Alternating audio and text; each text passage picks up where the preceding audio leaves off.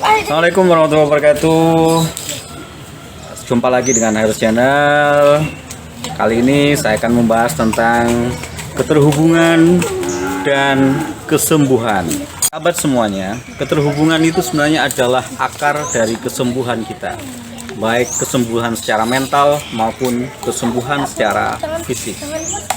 Sahabat semuanya, tanpa kita sadari, kadang-kadang kita ini berada dalam ruang yang sangat terbatas. Pikiran kita terpenjara oleh batas-batas konsepsi dan belief kita, dan kemudian kita seolah-olah teralinasi, terasing dari dunia sekitar kita, dari alam semesta, dari lingkungan kita, dari apapun yang ada di luar kita.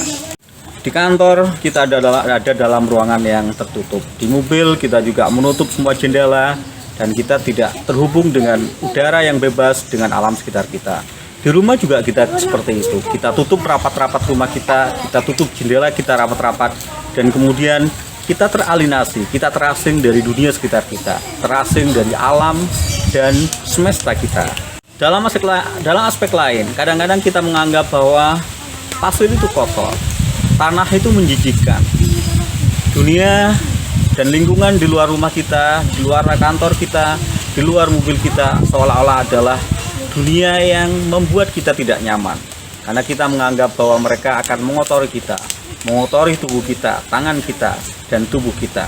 Itu yang kemudian akan membuat kita semakin tercerabut dari keterhubungan dengan alam sekitar dan semesta kita. Sahabat semuanya, ketidakterhubungan itu akan menjadikan sumber utama dari ketidaksehatan mental dan tubuh kita. Saat kita tidak terhubung, saat kita ada terlalu lama dan terlalu sering dalam ruangan yang tertutup, kemudian kita menutup diri dari alam bebas, dari ruang terbuka, maka akan semakin sedikit oksigen yang bisa kita hirup. Akan semakin kecil keterhubungan kita dengan alam semesta, yang semestinya di alam itu kita menemukan energi yang luar biasa, energi yang tidak terbatas, yang memang didesain seperti itu oleh Tuhan. Itu yang kemudian disebut dengan desain semesta atau sunnatullah. Sahabat semuanya, tidak ada salahnya setiap hari kita meluangkan waktu untuk berjalan tanpa alas kaki di sekitar rumah kita, menyentuh tanah, menyentuhkan kaki kita dengan tanah, berhubungan langsung dengan semesta, dan kemudian kita bisa terhubung dengan energi yang sangat besar, yang energi itu bisa kita jadikan sebagai sumber kesembuhan mental dan sumber kesembuhan fisik kita. Semakin sering kita terhubung dengan semesta, dengan alam sekitar kita, semakin sering kita itu bersentuhan langsung dengan tanah, dengan bumi, maka semakin kita akan merasakan kebebasan yang luar biasa.